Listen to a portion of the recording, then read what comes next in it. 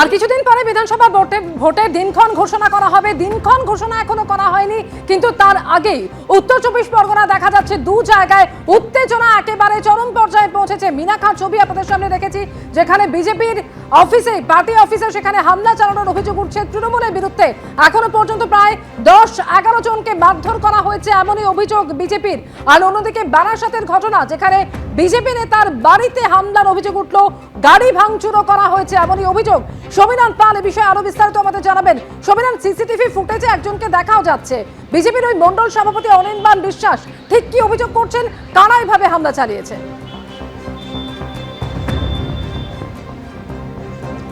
দেখো, বিজেপির যে মণ্ডল সভাপতি অনির্বাণ বিশ্বাস, পুলিশ সূত্রে যে জানানো হচ্ছে যে এখনো পর্যন্ত তিনি কোনো লিখিত অভিযোগ করেননি, কিন্তু বিজেপির পক্ষ থেকে স্পষ্ট অভিযোগ করা হচ্ছে যে এই অনির্বাণ বিশ্বাস তার বাড়ি বারাসাতে এবং সেখানে তার বাড়ির সামনে যে গাড়িটি দাঁড়ানো ছিল, গতকাল গভীর রাতে তার বাড়ির সামনে দাঁড়িয়ে থাকা গাড়িতে হামলা চালানো হয়, গাড়ি ভাঙচুর করা হয়। এবং বিজেপির পক্ষ থেকে স্পষ্ট অভিযোগ করা হচ্ছে যে তৃণমূল আশ্রিত দুষ্কৃতীরাই এই মণ্ডল সভাপতি অর্থাৎ আইনজীবী অনির্বাণ বিশ্বাসের গাড়িতে হামলা চালিয়েছে এবং গাড়ি ভাঙচুর করেছে। একটি সিসিটিভি ফুটেজও সামনে এসছে এবং সেখানে দেখা যাচ্ছে একজন দুষ্কৃতী গাড়িটি ভাঙচুর চালাচ্ছে।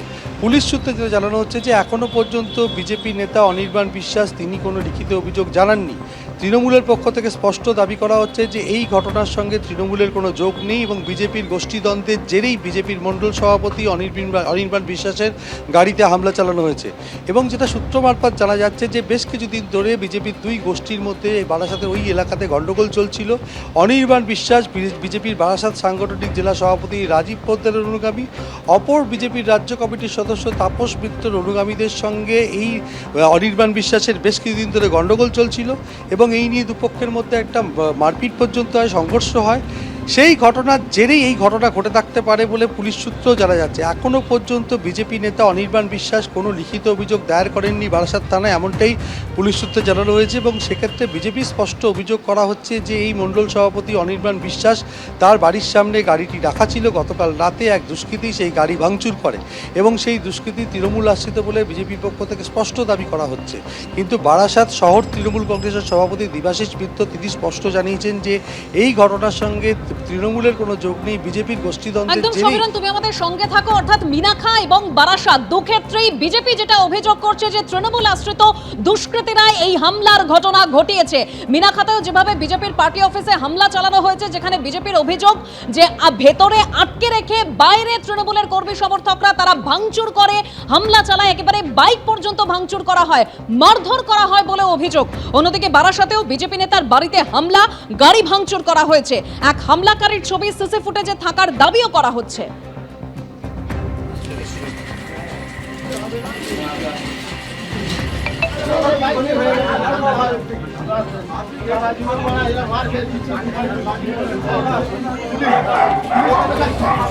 মুখ সরা কান থেকে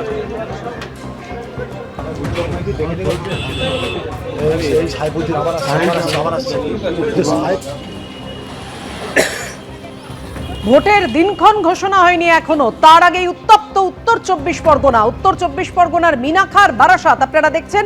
বারাসাতে বিজেপি নেতার বাড়িতে হামলা, গাড়ি ভাঙচুর। আর মিনাখায় বিজেপির নেতারা যখন পার্টি অফিসে বৈঠক করছিলেন সেই সময় হামলা চালানো হয়েছে, অভিযোগ তৃণমূলের দিকে।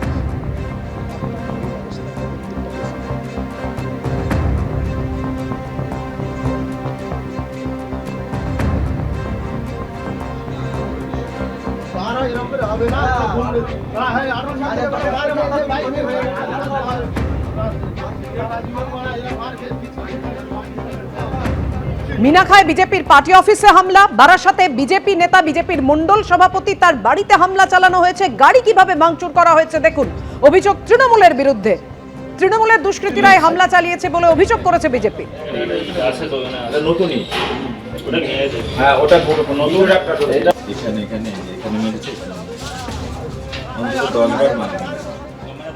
এবিপি আনন্দ এগিয়ে থাকে, এগিয়ে রাখে।